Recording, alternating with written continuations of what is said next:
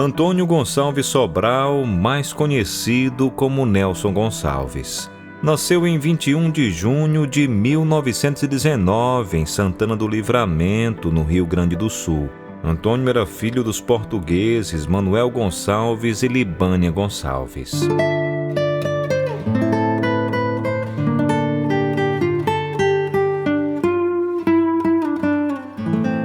Já nos primeiros anos de vida, Antônio e sua família se mudaram para São Paulo.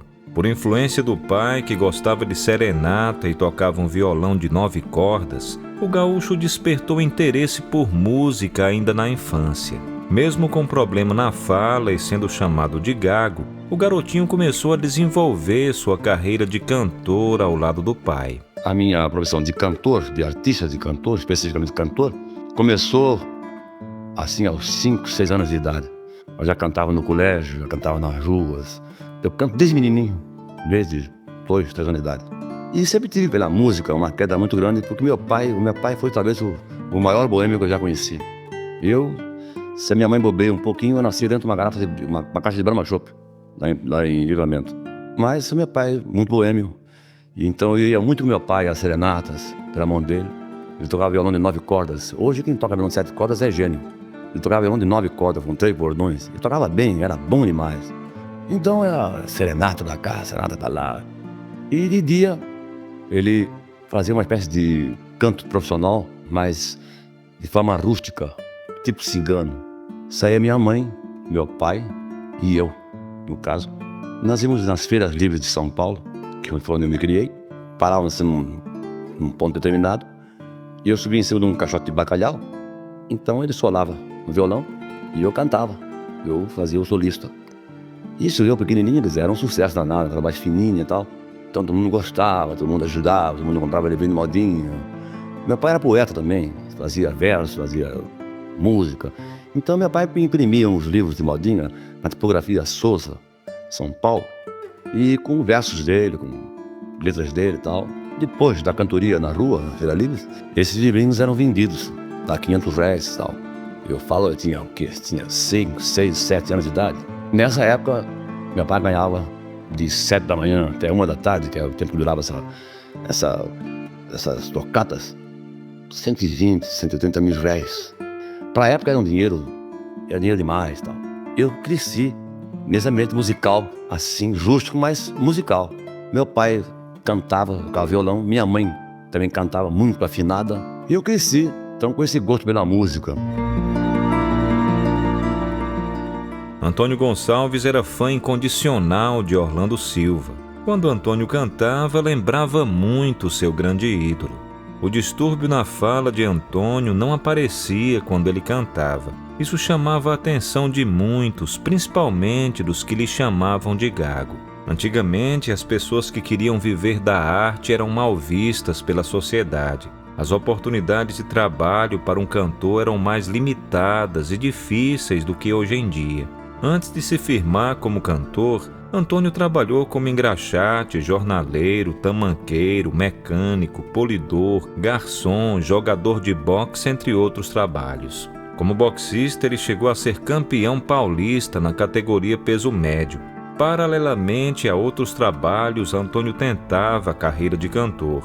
Com um salário de R$300 mil por mês, ele foi contratado em 1937 pela Rádio São Paulo. O cantor gaúcho trabalhou nessa emissora até o ano de 1939. Com o sonho de brilhar no cenário musical, Antônio Gonçalves foi para o Rio de Janeiro nesse mesmo ano. Na Rádio Marinque Veiga, ele fez um teste com César Ladeira e foi reprovado. O mesmo aconteceu na Tupi com Carlos Frias, na Nacional com Celso Guimarães, na Rádio Clube com Renato Mussi e na Tamoio com Ari Barroso. Existe até um relato que Ari Barroso teria dito a Antônio Gonçalves que ele não cantava nada. Depois do balde de água fria que levou no Rio de Janeiro, Antônio volta para São Paulo. Mas você pensa que ele desistiu?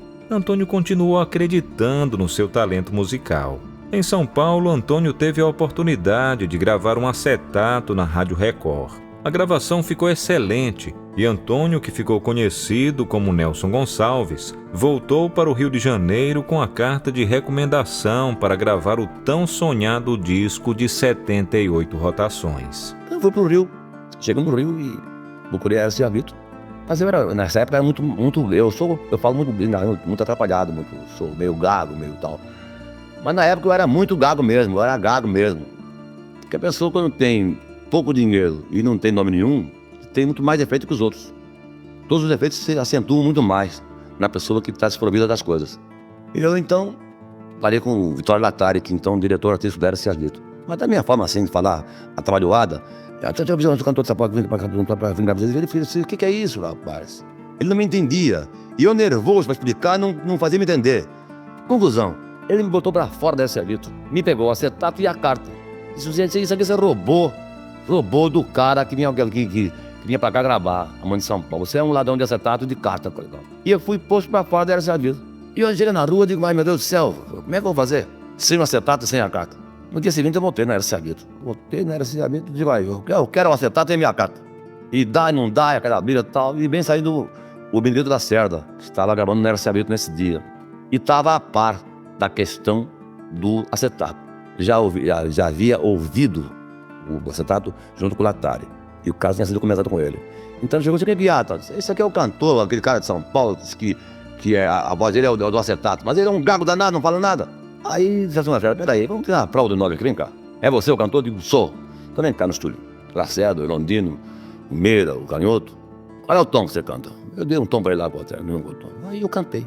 Se eu pudesse um dia, a teus pés poria toda a natureza, fazendo-te rainha, ó deusa da beleza. Aí eu cantei, quando eu vi cantar, disse assim: mas rapaz, o Vitório Latari, esse rapaz vai ser o maior cantor do Brasil, rapaz. Tá aí afinadíssimo, certinho, beleza de voz, é pra contratar já. O cantor, que enfrentou rejeições e passou por situações em que se sentiu humilhado, ao se recusar em desistir, fez um sucesso extraordinário com sua voz poderosa. Ele foi um dos maiores vendedores de discos da história da música popular brasileira, tendo vendido mais de 74 milhões de cópias. Reconhecido por sua voz marcante, ele ganhou tantos prêmios e recebeu tantas homenagens que é impossível contar. Em sua brilhante carreira, gravou mais de 2.000 músicas. Muitas alcançaram o topo das paradas de sucesso. Além do Brasil, Nelson Gonçalves fez sucesso em outros países. Periste um amigo. Aqui me tem de regresso sem você. Os seus rios, seus montes, cascatas. Não cabe, na época de hoje, mais mentiras. Me envolvi a tal ponto que fiquei totalmente dependente da droga. Teve um momento na carreira de Nelson Gonçalves que ele se envolveu com drogas. O grande cantor quase teve sua carreira e vida destruída. Ele conseguiu deixar as drogas e se tornou um exemplo de superação e de como as drogas são prejudiciais. Infelizmente, no dia 18 de abril de 1998, o coração do rei do rádio parou de bater. Devido a uma parada cardíaca, Nelson Gonçalves faleceu aos 78 anos.